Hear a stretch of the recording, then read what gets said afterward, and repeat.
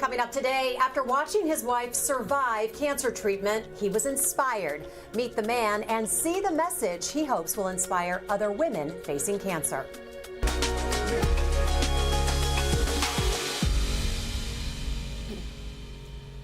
Good morning. I'm Jessica Lovell, and welcome to the Morning Medical Update. Chris Hanlon watched his wife Heather endure chemotherapy, radiation, and surgery, and then came up with an idea to inspire other women facing breast cancer. And the location could not have been more perfect. Heather Hanlon lives what some would call an ideal life. She's got 2 great kids, a loving firefighter for a husband. What could go wrong? I woke up one morning and realized that one of my breast implants had deflated. Concerned, Heather reached out to a local plastic surgeon. She said she'd love to help me repair my implant, but she needed me to have a mammogram prior to her being willing to perform surgery on me. Not even 40 yet, Heather pushed back. I actually thought it was obnoxious that I needed to have a mammogram because I don't have any breast cancer in my family. Heather never imagined she'd soon be in the hands of an oncologist. I'm getting a call from the staff radiologist saying that we needed to schedule a biopsy, that they didn't like what they saw in the mammogram. She remembers getting the confirmation she had breast cancer and making that call to her husband. Just called him and I said, "Baby, it's cancer."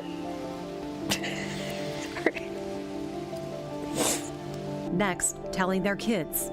We just kind of told them that Mommy was going to be sick for a little bit. How do you tell your kids that you have cancer and explain that to them? And it was kind of a blur at that point. Until she met her medical oncology team at the University of Kansas Cancer Center. Heather went through painful chemo, radiation, and underwent a double mastectomy.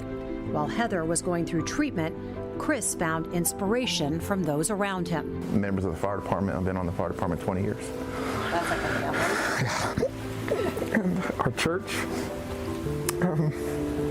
we just had a lot of help. And I often think, what do people do who don't have a support group and don't have a support network? You know, if you were a single mom, had no money, no friends, no family. So this tough firefighter turned husband of a breast cancer survivor decided to go big. The only hard edge we'll tape out will be where the 3-dimensional part goes back. We purchased the property about 2 years ago. A building Chris bought for business storage happened to be perfectly placed at the corner of Seneca and Rainbow in Kansas City, Kansas, a road leading away from the cancer center. I just couldn't believe it. I was like, "Well, you want to do what? You want to put a breast cancer mural up?" He was like, "Oh, I don't want to. We're gonna put a breast cancer mural up. I want everybody coming out of radiation the same way you did to see this mural as they leave." Chris commissioned a local artist so other women facing cancer can now see they're not alone. Oh my gosh, probably 12 different ideas. We finally went with Rosie the Riveter kind of a look. That's what Heather ended up liking the most. And we're like, well, when somebody gets radiation, they're going to go right by this, and you know, we can just help one person get through the day. Its message, a part of the landscape, and now a part of Heather. There's not very often that I meet another female and I don't ask them when they've had their last mammogram or when they're due for their mammogram. As for Chris's message, Let's say you're saving a set of dishes for a special occasion, or a bottle of wine for a special occasion. There's no such thing. Every day is a special occasion. most certainly is, and we are so glad to have Heather and Chris with us here in studio today. Hey guys, how are you? Good, thank you. Good to see you both. Dr. Wagner, Jamie Wagner is also here with us, breast surgical oncologist, also the division chief of breast surgical oncology at the University of Kansas Cancer Center. So Heather, it's been 2 years since your final chemo, is that what I understand? Just about, yeah. Last time we spoke, there was no evidence of cancer. Is that still the case? Yes. How are you feeling? I'm feeling great, I think it probably took about 2 years to get back to my old self again, but finally I feel like me again. Yeah, you said it was just kind of like this slow burn to get back to you, right? Yep, definitely. Every day, something different, new challenges. I want to go back to that really important part of this story, and we're going to talk all about this in just a moment, but you were annoyed, simply annoyed that you were asked to get a mammogram at 37 years old. No question that you're thankful that you did, but tell us a little bit about that part of it, because there's other women who are going to experience that, and how did you get through that part? Well, I think with anything, if your doctor is recommending a routine exam, I think you probably should do it. So, I mean, I'm so thankful that the surgeon that I saw, required it, and that I went through with it, because I think this would be a whole different story had I not had that initial mammogram. Well, and of course, something happens to your breast implant, you went back to the surgeon. It wasn't, to go seek out, Dr. Wagner and her team, because that was not anywhere on your radar. Not. During all of this, you underwent a lot of treatment. Just kind of walk us through your treatment plan. What was it like? What was the good, the bad, the ugly? So, and I started with a routine biopsy after the mammogram, and then got results to that about a week later from Dr. Wagner's office that what I did have cancer, and then they had me come in. For the type of cancer that I had, I went through chemotherapy first, so I had 5 rounds of chemotherapy, and then after chemo was done, then I had my bilateral mastectomy. After the mastectomy, the cancer was spread far enough that we thought it would be best if I went through radiation. So then I had 20 rounds of radiation. Pretty rough go. It was a lot. It was a lot. It was a lot. Well, and Chris, I mean, you were far from expecting this experience and this to hit your family. What was it like watching her go through this? Difficult. She's a real strong woman, but breast cancer's no joke, and it's very difficult. It's real personal, I believe, to women. I mean, it doesn't really mean as much sometimes to men when you talk about breast cancer, because it affects women a lot more. But it's definitely a personal issue, I think, and it was just, she's real strong. But it was difficult. It was real difficult watching her go through it. It's a lot. It's a lot. It's a lot. Does that sound about right when you talk to your patients? Yes. It's just a lot, because is. there's so many phases from the diagnosis to even down to the reconstruction. Talk to us a little bit about what it was like when you first met Heather and kind of that strategy to get her back to her.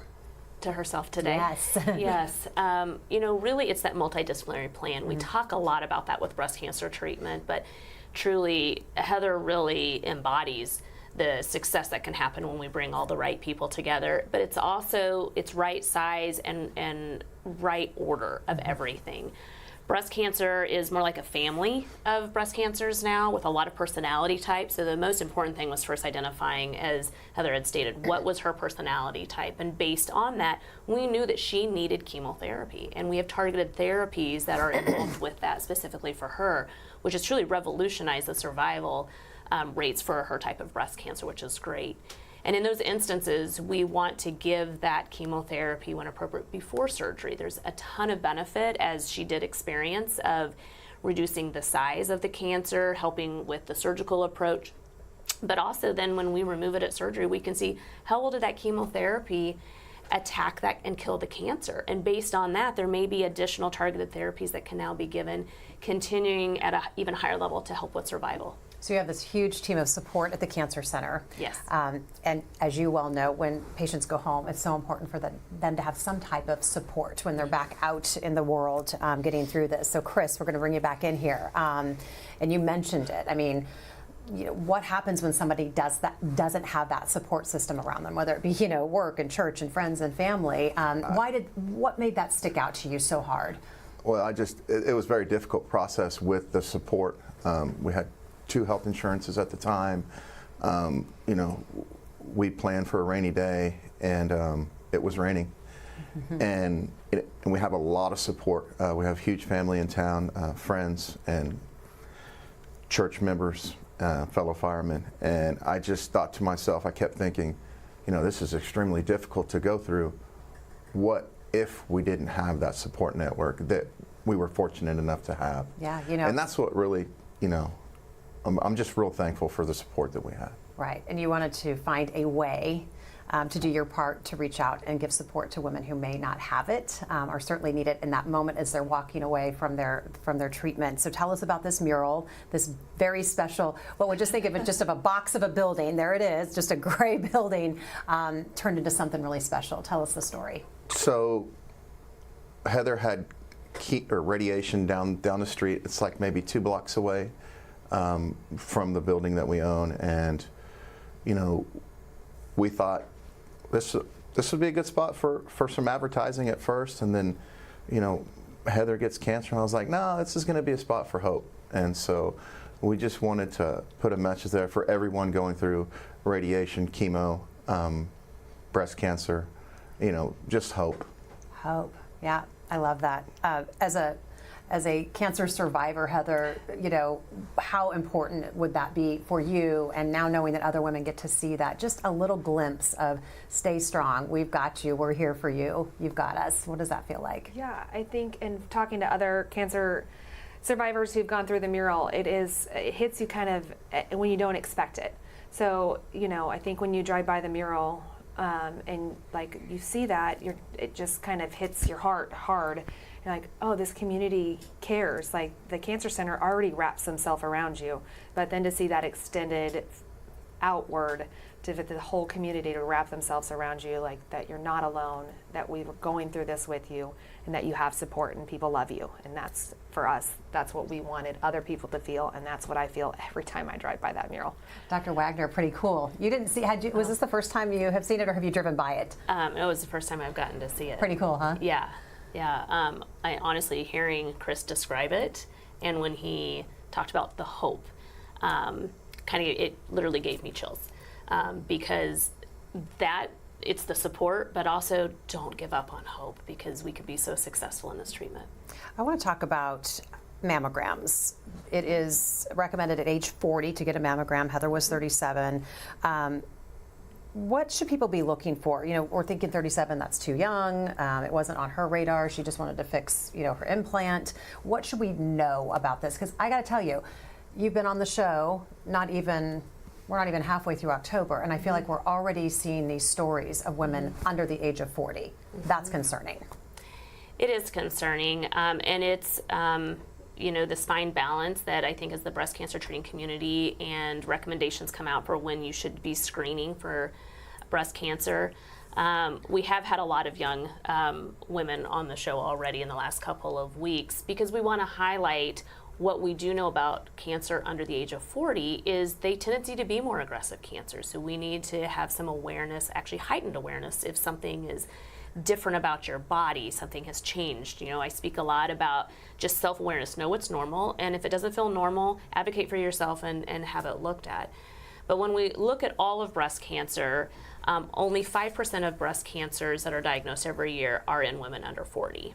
But it's the fact that we want to pay special attention to the fact that, as I just mentioned, they tendency to be more aggressive cancers. So, you know, I always push back on that question, because if we see that percentage rise and rise and rise, do you think then they'll gonna go back to the drawing board and say, maybe we got to go under the age of 40? Yeah. Our recommendations are routinely reevaluated based on whatever evidence is currently available. Just this past year, based on more recent evidence, the starting age was lowered back down to 40, and we are really promoting annual mammograms, getting that mammogram every year. Thus far, we have not seen the incidence or the number of breast cancers under the age of 40 significantly increase, and that's why we have to take a balance of, you know, risk-benefit ratios. We also know that women have dense breast tissue. Although dense breast tissue is associated with a slighter higher risk of breast cancer, we also have a decreased sensitivity of mammograms because a cancer shows up as white, dense breast tissue is white, so being able to identify that. So when we stack up all things that we really need to look at, you know, mammograms before the age of 40, we just currently don't recommend. That does not mean that you cannot get breast cancer. I think that's what we're demonstrating. So that's where that self-awareness, knowing what is normal. If somebody tells you, oh, you have lumpy, bumpy breasts, it doesn't, okay, that's fine. They're your lumpy, bumpy breasts, so get familiar with what that is. And if it is outside of that, something new, have it checked out. Well, and Heather, in your case, you hadn't had a mammogram, so you wouldn't have known if you had dense breast. Have you learned more about what that is? I didn't know about that just until the last few years. That you've been out here talking a lot about it, and now these new recommendations to let patients know if they have it or not. Do you know if you have it or not? Well, I don't have it. I don't have breast anymore. Yeah, we're going to talk about that. But did you know ahead of time? I had one and only one mammogram because no more boobs. So I'm thankful for that. So I mean, no, but you wouldn't have known because you hadn't. I thought I was somewhat familiar with my boobs. Right. I liked my boobs. That's why I had breast implants. But you know that that's also what, led me to getting a mammogram and detecting my cancer. So, So does somebody with implants have no breast tissue and could they have dense breast tissue anywhere, or is it gone? I mean, tell me a little bit about that. So do you still need to be checking that? So when you're talking about an augmentation, Yeah, so you have breast Yes. implants. so all a breast implant from an augmentation, it's enhancement, right? Right. So it can go behind the muscle, it can go right in front of the muscle, what we call subglandular. But in either case, all the breast tissue is still there. There is just an implant to help enhance that form. Okay, so it's important though for women to still be aware if they have 100%. dense breasts or not, still be 100%. getting their mammograms. So you underwent this double mastectomy, but then found that there was still cancer in the lymph nodes. Is that what I understand? Is that they correct? test the lymph nodes Okay. when they do the mastectomy. So, and I did have a small amount of cancer in one of my lymph nodes. What do you do in that case, Dr. Wagner? Well, she actually had what we call isolated tumor cells. So What does that mean? Yeah, so our pathologists have become so specific that they can count the number of cells under the microscope in a lymph node. So it just by definition is less than 200 cells. But when that is seen after chemotherapy, we do have some heightened awareness. Why is that still there? Because we want that even isolated tumor cells to be gone after chemotherapy. It did not necessitate her having all of her lymph nodes removed, very thankfully, because there's risk associated with that. But the size of the cancer, the extent in her breast, which was fairly extensive, plus that one lymph node having those isolated tumor cells, as a multidisciplinary group, we felt she would really benefit from radiation. So that's where the radiation piece comes in. And Heather, the reconstruction phase has gone in phases, correct? Yes. Not done with it yet. Not quite done, but definitely working our way there. And So, Dr. very Wagner, happy. kind of what's that story look like? And you said it's not a one and done. It's not one and done. So whenever we talk about mastectomy with reconstruction, it's something that I feel 90% of my job is really, it's in that, especially in the consultation, it's education. Like, what is this process going to look like? So it's an overwhelming consult, I'm sure, but I try to educate as much as possible to let them know that we want to optimize reconstruction by starting the first phase of reconstruction. Surgery allows us to save the skin, the natural envelope of the breast, sometimes even the nipple and areola to also continue to enhance the final reconstruction. There's no other skin on the body like the breast skin, so if we can save that in the natural contour, that really enhances reconstruction. But it is a phased process. It typically is multiple surgeries. It could be as minimum as 2. But it also can be 3, 4, 5. It just depends on what are the end goals, but also what does the treatment look like to treat the cancer, and how within that do we appropriately accomplish reconstruction. Chris, I want to bring you back in here. What's it like to be the husband of a breast cancer survivor? I mean, you're, like I said, you're kind of pulled into this world that we typically think of as women handling and dealing with. What advice do you have for other partners and men going through what you've gone through? Well, it's an exclusive club I wish no one would be a part of.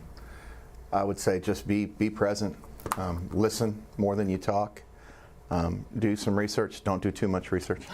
Don't go down the Google rabbit hole. No, listen to your doctors and have faith, whatever that means to you, that things will be okay. So you put up this gorgeous mural on your business building. What else are you all doing in the community? You've kind of made this your new mission, right? You guys are reaching out and doing other things. We teamed up with Peace Out Cancer KC.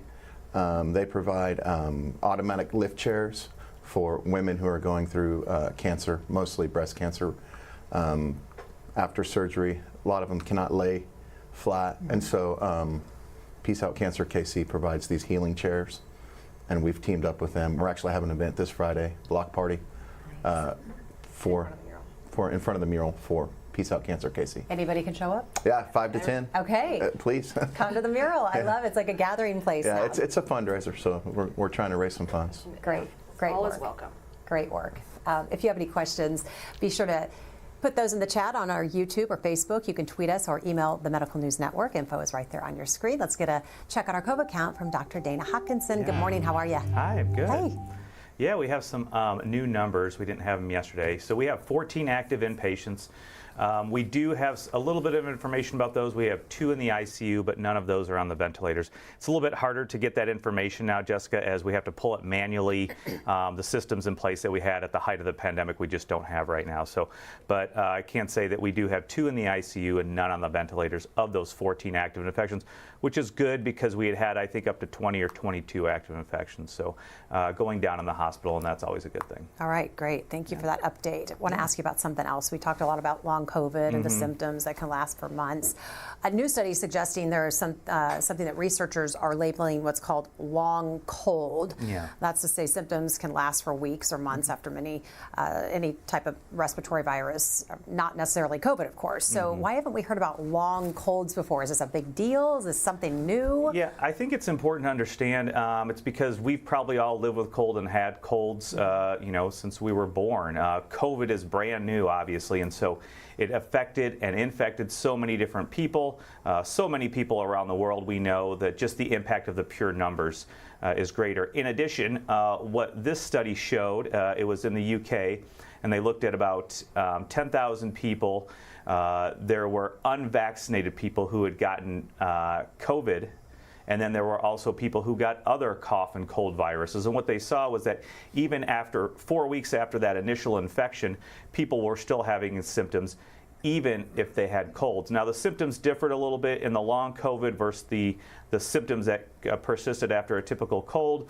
What they found was that the taste and smell changes were continued to be prevalent, as well as lightheadedness and dizziness in those patients who had COVID. But for the people that had the non-COVID respiratory infection, they still had symptoms 4 weeks later. Those were more like coughing and some GI type symptoms. So they were a little bit different, but they also, they were able to show that even after these normal, typical viral infections, people can have persistent symptoms after a while. Now, the big caveat here, of course, is most people aren't getting moderate or severe disease having to go to the hospital with the typical colds, so that adds a caveat to it, whereas we know with COVID or influenza with severe illness when you're in the hospital, your chance of having those long-term symptoms is greater. All right, Hawk, thanks so much. Any reporters with us today? Let's get to our community questions. A question for Dr. Wagner. What is different about treating breast cancer in younger women? Oh, great question. First and foremost, it's as I had mentioned, which is true for all women with breast cancers, we need to understand that personality type. So what is the biology of the tumor to make sure that we're getting the right sequence of local and systemic, or the medication side of breast cancer treatment. We also want to pay attention that could this be familial? Is this something that's getting passed down? Because we know that women that are diagnosed at younger age, in particular at the age of 40, have a higher probability of it being associated with like a genetic mutation, such like as a BRCA mutation. And so we want to make sure that they all get genetic testing, because not only will it help us potentially influence how we want to treat the cancer, it also will help us overall health in maybe identifying future cancers, high-risk screening, prevention opportunities for other cancers. All right, question for Chris and Heather. What advice do you have when talking to your children about something like this? Be as truthful as possible. Let them know that things are going to be okay. Heather? Yeah, I agree. I think let them know that they're safe and that they're loved, and just let them be a part as much as you think of the process. I feel like that really helped our kids to kind of tag along to certain things. Well, you're talking about something you don't even have all the answers to, right? True. It's just trying to bring some peace about what's to come. So another question, Dr. Wagner. Marcia says, I'm starting to see a lot of buzz around for multi-cancer early detection screening tests. Can you talk about those tests and if they could be useful in early detection of breast cancer recurrence? Probably a couple of different things. So multi-test screening, we know that at the top there's easy 5 screenable cancers for early detection. And within those early detections, if we can detect cancers early, most of them have a greater than 90% survival. I would actually really commend the NFL. That's really what the month of October now is around as far as the crucial catch, and that's what they're really focusing on. So when we talk about multi-screening, I think it really falls within in that domain.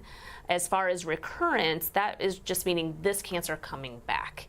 And that that might look a little bit different, where we want to talk to the oncologist that is continuing during your survivorship time to really help guide that. Sometimes it is directed towards something that might be found on physical exam. Sometimes it might be staging studies. There's a lot of considerations that we make based on the stage and the type of cancer on what we would need to do to identify a recurrence. Question, does having breast implants increase your risk of getting breast cancer? That's a question from Leslie. Or does it increase your chance of missing it? Anything on a mammogram? Two very good questions. First, simple, no, it does not increase your risk as long as it is not a textured implant. We know that textured implants had an association with developing a lymphoma. So it's not breast cancer itself, actually it was a different type of cancer. So it does not increase your risk of developing breast cancer. It actually does not prevent you from getting appropriate screening either. Augmentation is very common with implants for women today, and across the board, great imaging centers have specific protocols for how to take a mammogram when you have an implant in. Because anybody who's had a mammogram, we know it's happening. You're squishing Yeah. a lot. Yeah. I mean, you would think about when you think visualize it. That's So right. you don't want that to be a deterrent for women to get their mammogram. Absolutely, yes. Still get your mammogram. Go to a dedicated breast imaging center. They are absolutely going to know what the protocols need to be able to get the right mammogram. We'll do pictures with the implant in and with the implant out, and they'll be able to visualize it very well. You know, the interesting thing is I've actually had a few women that had smaller breasts that sometimes they were challenged with their mammograms, and after they had their implant, because of how it pushed the tissue forward, a very posterior or closer to the chest wall type of cancer was identified. So it just really goes to show that implants are not going to be the deterrent for identifying a breast cancer on a mammogram. Okay, a couple quick questions. Paul wants to know, why is proton radiation therapy different than other radiation therapies? And I know that's not your lane on the proton therapy side, and people ask a lot about if it's used for breast cancer, and it is in some cases, but what can you tell us? Right. So you're absolutely right, this is not my lane, and actually just last week we had a great show featuring Dr. Stecklein and going over when do we use proton for breast. Just to kind of put it in real short, I think the thing is proton for breast radiation is in a very select group. It is not for everybody. Sometimes we can actually have more fibrosis as a result. Are there indications? Yes, and in particular, a dedicated breast radiation oncologist will absolutely know that. We have a phenomenal staff of dedicated breast radiation oncologists here who can help with determining if it's right for you. Well, not every treatment is right for everyone. That's why there are so many different types, and that's all very good news. Yep. Not one size fits all, for sure. Okay, I want to get to our takeaways today. And Chris, I'm going to start with you. What do you want folks to just take away from this story, your particular story as a husband, and what you're doing? Just have hope. You know, we have a good community here at KU Hospital, and we felt like we were in really good hands being here. And I really honestly mean that. And lean on your support network and just have hope. Everything's going to be okay. You're not alone. Right? No, you are not. Heather, what do you want the takeaway from your story to be? Well, get your mammogram. Get your mammograms. Don't wait. As soon as you turn 40 or sooner, if there's an indication, get your mammograms. I really would love that this story, or even our mural, would remind somebody, I need to get my mammogram, because you just never know. Like, I really thought I'd be the last person to get breast cancer, and it came knocking at my door. So it can happen to anybody. So get your mammogram. Great message. You said that you'd say that to women. I bet you do. You all bring the that time. up? Everybody I meet. Have you had your mammogram? Just bug Have up. you had your mammogram? I most certainly have, just about 6 weeks ago. So I got you. I got you. Thank you. Dr. Wagner, what's the big takeaway from this story? Something very early that Heather had started with is she complimented her plastic surgeon for being adamant that you need to get a mammogram before I take you back to surgery. So anytime women, even if you're under the age of 40, but in any age, if you are having an elective cosmetic breast procedure, whether it's a reduction, a mastopexy, or an implant, you really should be getting a mammogram prior to going to surgery. I like that you mentioned that really stood out to you, because not is it possible that other doctors might not say that? You want to make sure that if you don't hear those words or that direction. Yeah, to be getting it is possible, or that they're not asking, but they take patients' words for it, that they got it. And not that anybody is lying, but time gets away from all of us in life. We have very busy lives today, and we say, yeah, I just got it 4 months ago, and they think, oh, okay, then you're within the right time frame. But then when you went back and look, well, that 4 months was plus 18. Right? And so we just lose track of time. So really advocate. And if it's not being recommended, ask for it. Mammograms, you don't have to have a referral. You can call, you can schedule online, you can text us to schedule your mammogram anytime. All right, no excuse. No excuse. Get it on the calendar. All right, Dr. Wagner, Heather, Chris, thank you so much. A special episode of the Morning Medical Update airs today at 9:30 on KCTV5 here in Kansas City, and at 9 a.m. in the Topeka area at WIBW. It is the second episode in the 4-part series that we are running. You can go online to watch the first episode and learn more. Visit kucancercenter.org/MMU. Thank you again to all of our guests, and thanks to our viewers for being with us, asking your questions. We'll see you back here tomorrow at 8. More and more people are having dramatic weight loss with medicine or surgery, but there's a downside. I'm Jessica Lovell. On the next Open Mics with Dr. Stites, all that excess skin can lead to infections. We'll look at the skin removal surgery that's becoming more common Wednesday at 8. Subscribe to our Morning Medical Update and Open Mics with Dr. Stites podcast. Now everywhere podcasts are available.